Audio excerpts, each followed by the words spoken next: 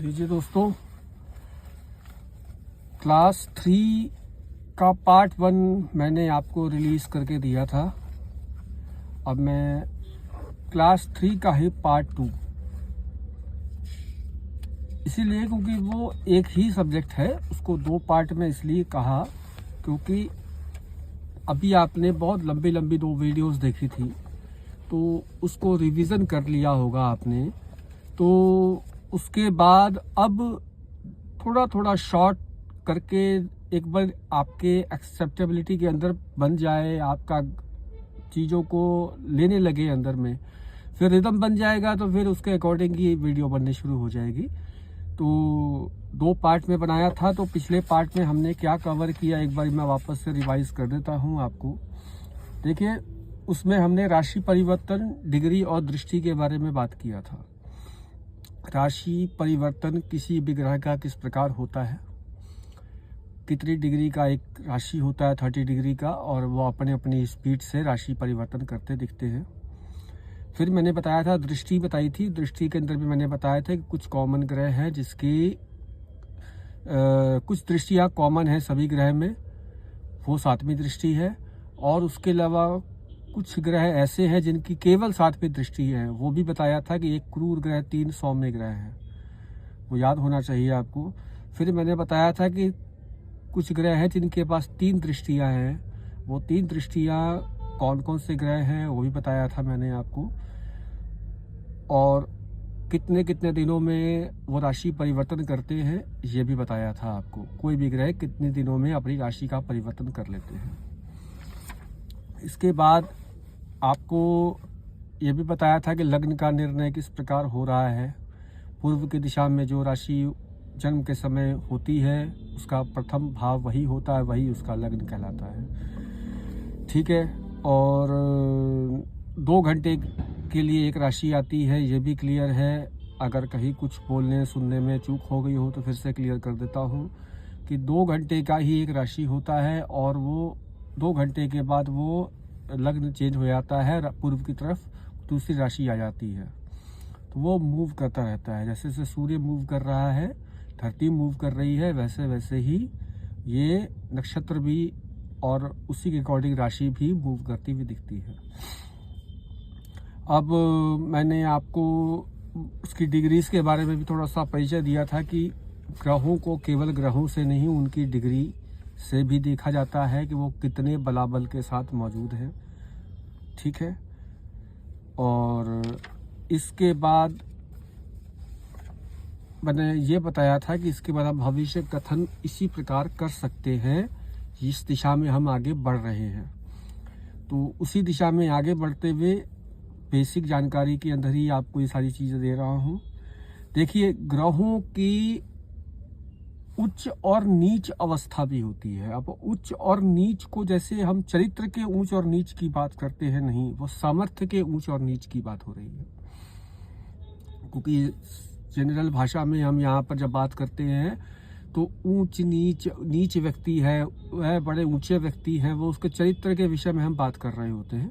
ये चरित्र नहीं, उसकी अवस्था के विषय में बात हो रही है कि जब आप सुबह उठते हो तो आपके पास जो एनर्जी रहती है, शाम को काम करने के बाद वो एनर्जी नहीं रहती, तो उतनी नहीं रहती। तो इसी प्रकार उसकी एक अवस्था होती है कि किस राशि में वो नीच का होगा, और उस राशि में वो परम नीच या परम उच्च, अगर वो उच्च राशि में है तो परम उच्च कब कहलाएगा और परम नीच कब कहलाएगा, इस बात को ध्यान में रखने की आवश्यकता है। तो एक मैं अपना कैमरा मूव करता हूँ, एक बारी इसको आप फोटो स्क्रीनशॉट लेकर अपने पास रखिए और अपने कॉपी में उतारिए। स्कूल वाले दिनों को मत भूलिए। जब तक आप कुछ पढ़ते हैं, वो जब आप खुद अपने हाथ से अपने पेन कॉपी लेकर अगर आप लिखते हैं तो वो आपको याद रहने की संभावना बढ़ जाती है। तो मैं अब आपको दिखाने लगा हूँ, आप इसको नोट कीजिए। पहले देखिए,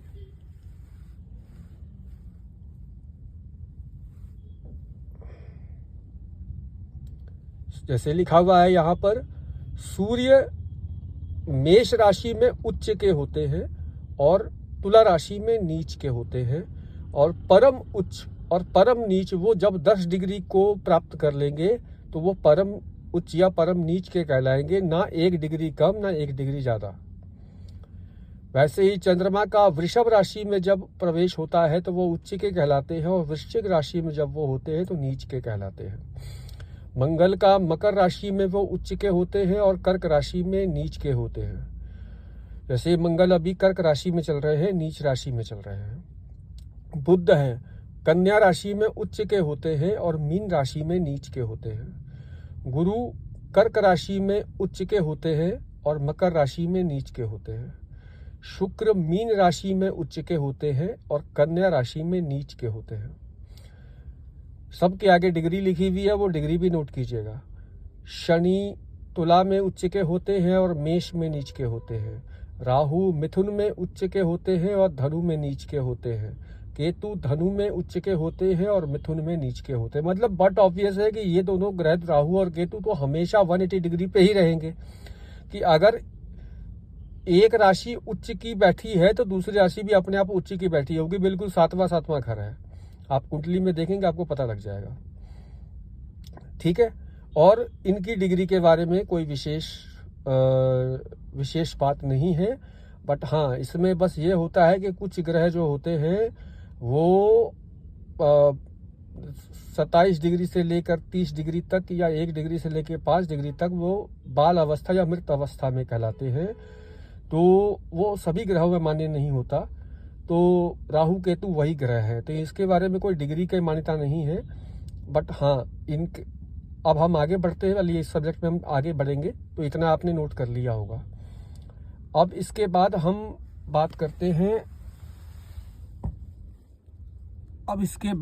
बात करने लगे हैं कि ये उच्च और नीच की अवस्था एग्जैक्टली होती क्या है। तो अब एग्जाम्पल हम सूर्य से ही लेते हैं। सूर्य जब किसी राशि में प्रवेश करते हैं तो उनका 10 डिग्री पे कहा कि 10 डिग्री पे वो परम उच्च के होते हैं। तो परम उच्च के 10 डिग्री अगर क्रॉस कर लिया तो उन्होंने 1/3 पार्ट राशि का क्रॉस कर लिया, और 1/3 डिग्री अगर उन्होंने पार कर लिया तो वो उस पूरे राशि पर काबिज हो जाते हैं। उर्दू वर्ड है, यानी कि उनका पूरी पकड़ हो जाती है उस पर, क्योंकि जहां वो होते हैं उससे 10 डिग्री पीछे और 20 डिग्री आगे तक एकदम प्रखरतम रूप में होते हैं, तो वो उस वक्त हो जाते हैं उच्च के। लेकिन वही जब तुला राशि में जब वो जाते हैं तो वो उसी 10 डिग्री पे परम नीच के हो जाते हैं। तो तुला राशि में परम नीच का होना पृथ्वी के लिए मान्य है, उच्च होना पृथ्वी के लिए मान्य है। वो ना उच्च हो रहे हैं ना नीच हो रहे हैं, वो अपनी जगह पे अपनी ही गति से अपनी ही अवस्था में विद्यमान है। ठीक है, वो प्रखर सूर्य अपनी प्रखरतम किरणों के साथ विद्यमान है। ठीक है, लेकिन चूंकि हमारे को यहाँ से पृथ्वी से जब हम तुला राशि में सूर्य प्रवेश करते हैं तो उस वक्त सूर्य ठंड आ चुकी होती है, ठंड आ रही होती है तुला राशि में। तो आप इससे इम्पैक्ट देखिए कि नीच क्यों कहा, कि सूर्य का मूल स्वभाव क्या है, गर्म। जब उसके गर्म प्रभाव में कमी आ जाए तो वो क्या कहलाता है, नीच अवस्था। तो यही अभी दक्षिणायन है, जब वो वापस से उत्तरायण हो जाएंगे तो मकर संक्रांति आ जाएगी। मकर संक्रांति आती, लोग उत्सव मनाते हैं, पर्व मनाते हैं। चलिए सूर्य के बाद चंद्रमा की बात करते हैं। चंद्रमा वृषभ राशि में उच्च के होते हैं और वृश्चिक में नीच के होते हैं, और उनकी डिग्री बताई गई है 3 डिग्री। तो इस तरीके से या फिलहाल अभी आप केवल डिग्री पे फोकस कीजिए, और आगे जब बात निकलेगी तो निकलती जाएगी और कुछ अपना दिमाग भी आपका लगना शुरू हो जाएगा। ठीक है, तो अब हम एक एग्जांपल लेते हैं कि इसको समझे कैसे। तो यहाँ देखिए, ये काल्पनिक कुंडली है। इस कुंडली में प्रथम भाव खाली है, लेकिन सूर्य कहाँ बैठे हैं, तो सूर्य हमने लिखा ही नहीं है इसमें। चलिए शुक्र पे, सेकंड भाव पे आ जाते हैं। शुक्र पे, शुक्र कन्या राशि में बैठे हैं, तो कन्या राशि में जो शुक्र होते हैं वो होते हैं नीच के। तो यहां पर शुक्र का प्रभाव न्यूनतम होता है इस राशि में। शुक्र अब कुंडली के अंदर अगर कन्या राशि में विद्यमान है तो इनका जो प्रभाव है इस कुंडली, इस जातक के अंदर सबसे निम्नतम स्तर का होगा, यानी कि कम स्तर का होगा। ठीक है। उसके बाद हम आते हैं केतु। केतु के बारे में हमने क्या कहा कि धनु राशि में उच्च के होते हैं और राहु मिथुन राशि में उच्च के होते हैं। तो यहां से देखिए 1 2 3 4 5 6 7 ये भी उच्च के और ये भी उच्च के। तो ये अगर स्थिति है तो राहु और केतु का प्रभाव हम पर अच्छा पड़ रहा है, हम ऐसा मान लेते हैं कुंडली के अंदर। ठीक है, वो अच्छे स्थिति में है, बस इतना कह सकते हैं फिलहाल। बाकी हम अभी बाद में चर्चा करेंगे। तो फिलहाल अपना समझ लीजिए कि वो उच्च अवस्था में है, तो वो अपने पूर्ण पराक्रम के साथ मौजूद है कुंडली में। मंगल मकर राशि में बैठे हैं तो ये उच्च अवस्था में है। तो कुंडली के अंदर मंगल का प्रभाव उच्चतम अवस्था में है, तो उनका प्रभाव बहुत ज्यादा मान्य रहेगा। 7वां भाव खाली है। 8वां भाव यहाँ पर 12 नंबर लिखा हुआ मीन राशि है। मीन राशि में बुध नीच के होते हैं। तो यहाँ पर बुध का जो प्रभाव है वो नीच अवस्था में होगा, यानी कि उसका प्रभाव ज्यादा मान्य नहीं रहेगा, वो उसमें बल कम है, वो नीच अवस्था में है। शनि मेष राशि में नीच के होते हैं, तो शनि का प्रभाव भी इस राशि में नीच अवस्था में रहेगा। अब इसके बाद चंद्रमा दूसरे नंबर की राशि में बैठे हैं, 10वें भाव में बैठे हैं। तो चंद्रमा उच्च राशि में बैठे हैं, वृषभ राशि में बैठे हैं। तो चंद्रमा का प्रभाव इस जातक को बहुत अच्छा पॉजिटिव मिलेगा।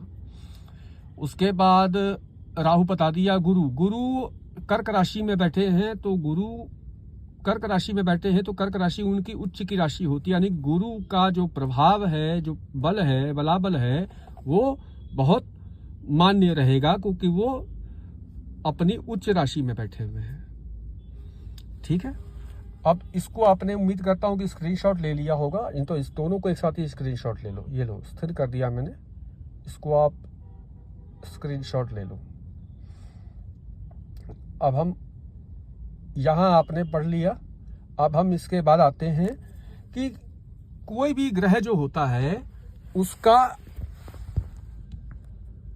नैसर्गिक शत्रु, नैसर्गिक मतलब स्वभावतः, यानी कि उसके कार्य निष्पादन की प्रक्रिया या उसके तत्व के अकॉर्डिंग प्रकृति होती है हर किसी की। तो प्रकृति के अकॉर्डिंग कुछ उसके लिए नेगेटिव एस्पेक्ट रखते हैं, कुछ उसके लिए पॉजिटिव एस्पेक्ट रखते हैं, कुछ उसके लिए समभाव रखते हैं, यानी कि हाँ ठीक है यार, कबीरा खड़ा बाजार में मांगे सबकी खैर, अपने सबसे दोस्ती नहीं किसी से बैर, तो वो समभाव हो गया। तो अब जो चार्ट आपने स्क्रीनशॉट ले लिया होगा, उस स्क्रीनशॉट को आप एक बारी आप जब पढ़ेंगे तो आपको समझ में आएगा। तो स्क्रीनशॉट ले लिया है तो अब आपको समझा देते हैं कि अब ग्रहों के हिसाब से पहला ग्रह सूर्य है। सूर्य के मित्र ग्रह कौन से हैं? तो चंद्रमा, मंगल और गुरु। ठीक, उनके सम भाव कौन से हैं? तो बुध। और शत्रु भाव किसके साथ है उनका? वो है शुक्र और शनि के साथ। चंद्रमा का सूर्य और बुध के साथ मित्रवत संबंध है। मंगल, गुरु, शुक्र, शनि, इन सब के साथ सम संबंध है। और चंद्रमा का किसी भी ग्रह से शत्रुवत संबंध नहीं है। एकमात्र ग्रह चंद्रमा है जिसका कोई शत्रु चंद्रमा नहीं मानता। उसके बाद आते हैं मंगल पे।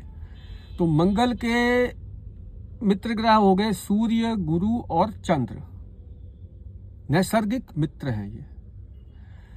उनके समभाव में कौन से हैं? शुक्र और शनि। और शत्रु भाव में कौन है? तो बुध। बुध ग्रह के मित्र ग्रह कौन से हैं? तो सूर्य और शुक्र। समभाव में कौन से हैं? मंगल, गुरु और शनि। और शत्रुवत व्यवहार बुध मानते हैं किसके साथ? वो चंद्र के साथ। अब इसके बाद आते हैं गुरु। तो गुरु के जो मित्र संबंध हैं वह हैं सूर्य, चंद्र और मंगल के साथ। शनि के साथ सम संबंध है और बुध और शुक्र को वो अपना शत्रु मानते हैं। शुक्र ग्रह बुध और शनि को अपना मित्र मानते हैं, मंगल और गुरु से सम संबंध रखते हैं और सूर्य और चंद्रमा से वो शत्रु संबंध रखते हैं। शनि बुध और शुक्र को अपना मित्र मानता है, गुरु को सम संबंध रखते हैं और शत्रुवत संबंध है उनका सूर्य, चंद्र और मंगल के साथ। राहु केतु का मैंने यहाँ पर वर्णन नहीं किया, क्योंकि देखो अब जैसे आप आके चीजें सीखोगे, अगर आपकी विचारधारा में आपको लगता है कि नहीं राहु का संबंध होना चाहिए, आप अपनी रिसर्च करेंगे, अभी तो नहीं कर पाएंगे। अगर आपको लगता होगा तो मानेंगे। देखिए 80 और 20 या 70 और 30 के एस्पेक्ट में आप ले सकते हो कि 30% लोग मानते हैं और 70% लोग नहीं मानते। तो मैं डेमोक्रेसी के अंदर रहता हूं, तो डेमोक्रेटिक वे में 70% के साथ मैं जा रहा हूं, क्योंकि मेरा भी झुकाव 70% की तरफ है अभी। ठीक है, तो राहु और केतु का मैं शत्रु ना मान रहा हूं ना मित्र मान रहा हूं को। लेकिन अगर स्वभावता देखा जाए तो चूंकि राहु का जो स्वभाव और केतु के स्वभाव में जो थोड़ा बहुत फर्क है, वो फर्क इतना ही है कि राहु के मित्र में शनि आ सकते हैं, राहु के मित्र में शुक्र आ सकते हैं, राहु बुध को अपना मित्र बना सकता है। ठीक है, तो केतु है, केतु को कहते हैं कुजवत केतु, यानी कुज मतलब मंगल। तो मंगल के स्वभाव से उनका स्वभाव मिलता है, मोक्ष के कारक भी कहे जाते हैं। तो गुरु से उनका संबंध अच्छा कहा जा सकता है, लेकिन हम मानते नहीं हैं। तो जो लोग मानते हैं मैं उनकी रिस्पेक्ट करते हुए उन्हीं की वाणी में आपको सारी बातें बोल रहा हूं। ठीक है, अब बात आती है जो अब यहां से अब आपका वो चश्मा लगेगा जो मैंने पिछले वीडियो में आपको बताया था कि now you will be becoming and assuming your pretending yourself as an astrologer. अब अपने आप को एस्ट्रोलॉजर प्रिटेंड करना शुरू कर दोगे, वहां से ये पढ़ाई अब आपकी स्टार्ट हो रही है। तो कैमरा मूव कर रहा हूं एक स्थान पर, आप देखिए। अब यही कुंडली आपने कितनी बार बनाई है, लेकिन इस भाव कुंडली का मैंने शीर्षक क्या लिखा है, भाव कुंडली। अब आपको लिखने की जरूरत तो है नहीं इसके अंदर कि ये भाव कौन सा क्या है, ये प्रथम भाव, ये दूसरा, तीसरा, चौथा, पांचवा। ठीक है, बता दिया था आपको मैंने। अब मैं आपको बताने लगा हूं, इस कुंडली को आप बना लीजिए और इस तरीके से भाव लिख लीजिए। तब मैं कुछ बोलूंगा तो आप उसको नोट करते जाना।